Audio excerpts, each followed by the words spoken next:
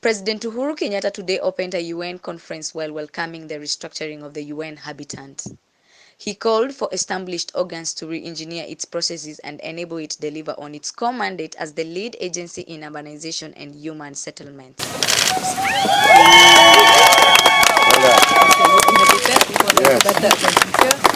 This is our UN Habitat Unipark. Correct. And Wonderful. so this is about the Secretary from the AU. Yes, you told me. Well done.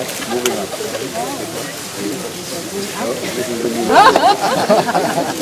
yeah, so can we have a photo?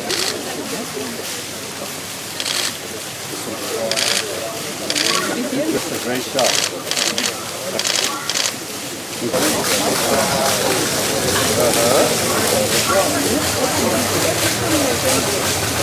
Congratulations.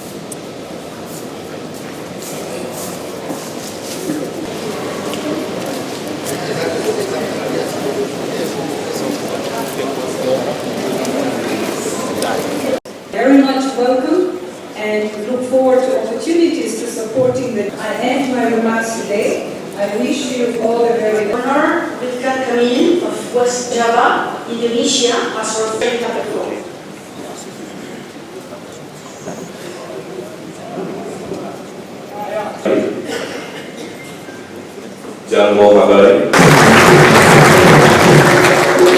And also ex-mayor of to celebrate culture, to celebrate life. We expanded of saying happy life. To me, one of my policy, it is a very inclusive approach, leaving no one behind. Now, as a governor, as a mayor of Bandung, I made happiness as a priority. Walk not only on the sidewalk street level, but also on the elevated walkway, so people can enjoy interaction with business, retail, and connecting to people urban space.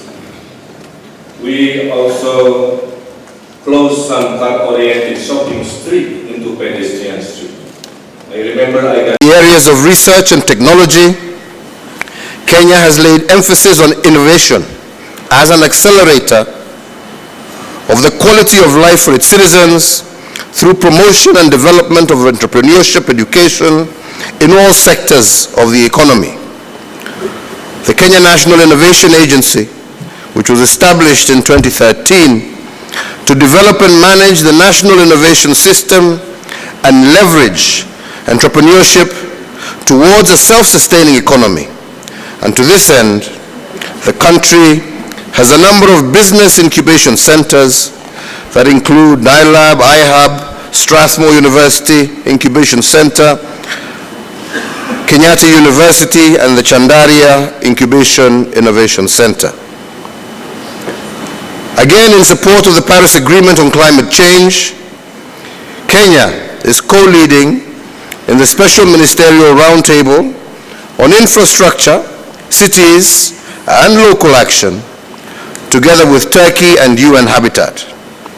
This is with the support of the governments of Canada, Germany, Mexico, and Singapore, and the Special Envoy's team of the Secretary General's Climate Summit that is scheduled for this evening in preparation for the September summit in New York.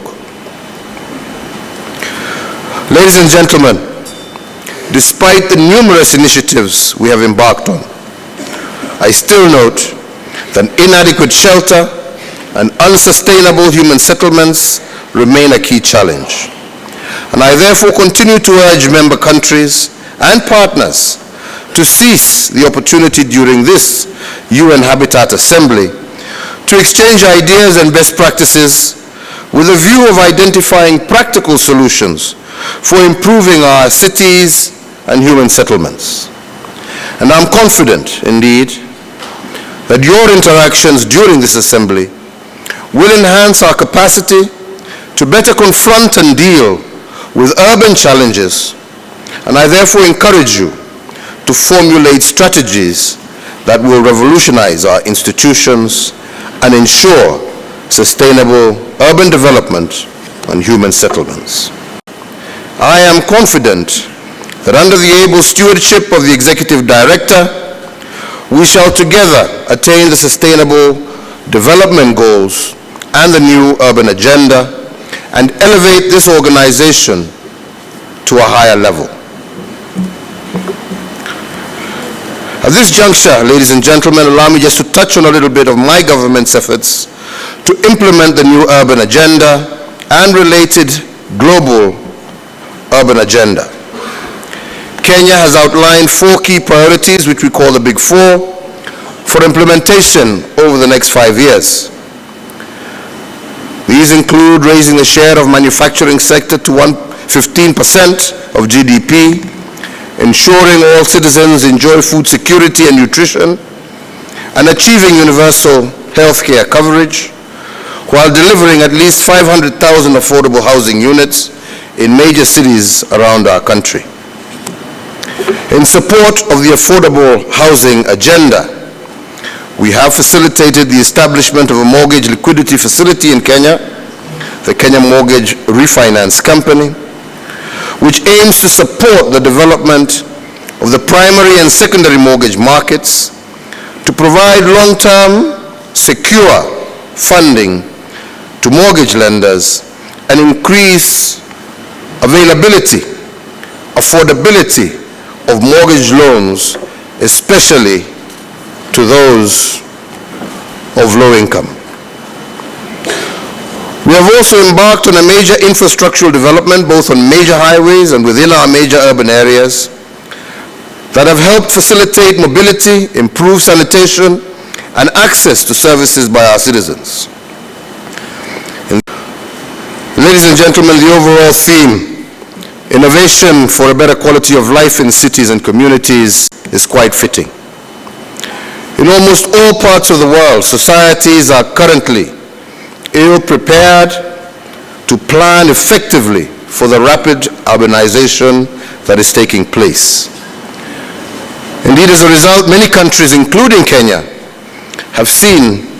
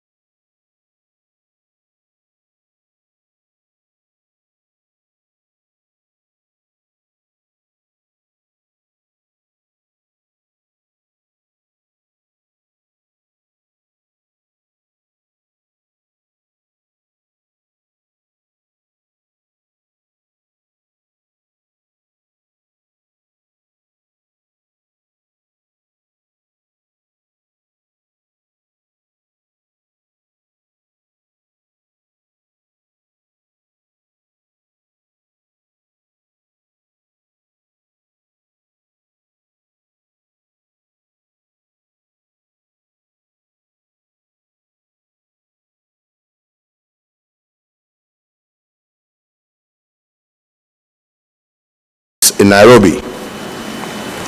Allow me at the very onset to take again this opportunity to welcome you all to Kenya, home to our breathtaking natural beauty, rich wildlife, our capital city Nairobi, and home to our happy, maybe not as happy as yours, but as happy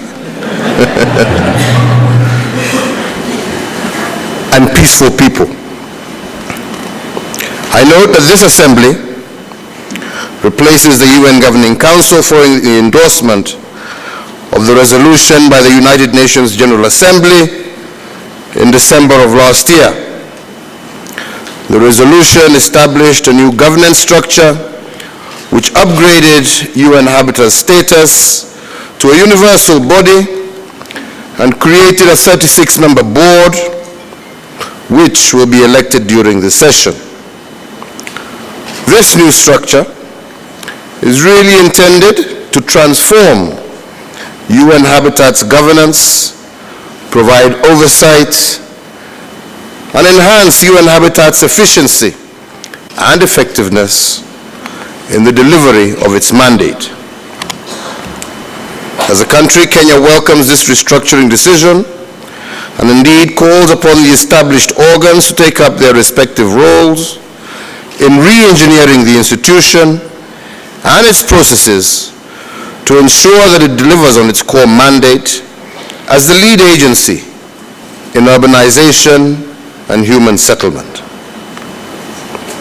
Again, I'd like at this stage to congratulate you, Madam Delgado, for your election as the first President of this Assembly.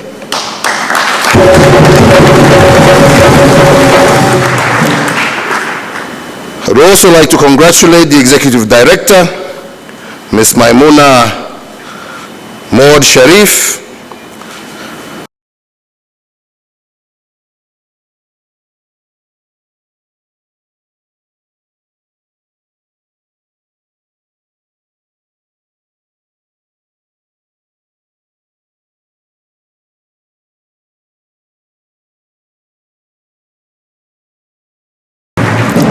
in my capacity as Acting Director General of the United Nations Office at Nairobi, it gives me great pleasure to welcome all of you to UNON, United Nations Office of Nairobi, for the first ever Assembly of the United Nations Human Settlement Program.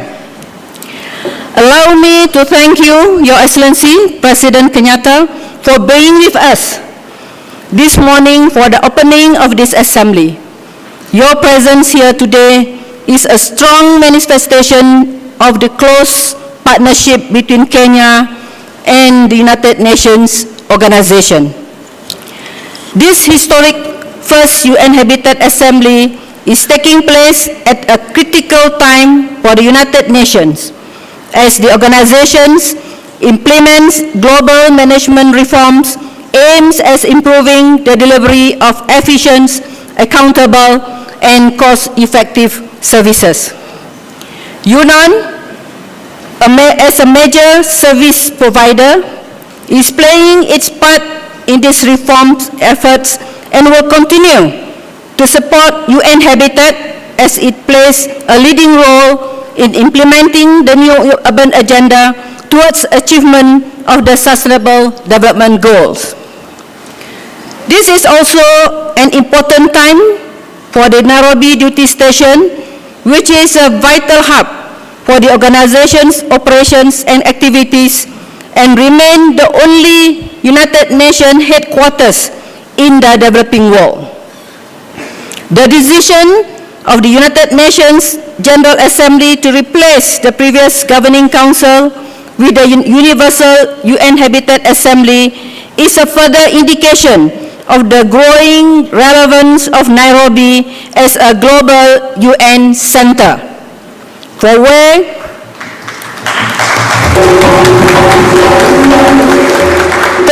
an increasing number of UN entities are working to advance the 2030 Agenda for Sustainable Development in Kenya, in the region, and around the world. That is why we are now moving forward with once-in-a-generation renovations to this beautiful UN compound. I am pleased that the UN General Assembly has already approved funding for UNON to proceed with the replacement of blocks A through J, the first offices constructed on this compound over 40 years ago. The UN General Assembly has also requested us to provide information regarding possible renovation work aimed at addressing the conditions and limited capacity of UNON's conference facility for presentation to the upcoming 74th session of the General Assembly. As the global seat, not only of UN Habitat, but also of the UN Environment Programme, we are also making effort to lead by example and walk the talk in terms of becoming a more environmentally friendly compound. Last year, for example, UNON launched a waste collection and sorting station with a view of reducing landfill waste generated from this compound and increasing recycling. UNON also became the first UN headquarters in the world to eliminate the sale of the single-use plastic at our cafeterias. And now, Excellencies, I would like to take this opportunity to again express my appreciation to the Government of Kenya for its steadfast support to the United Nations present in Kenya as a whole.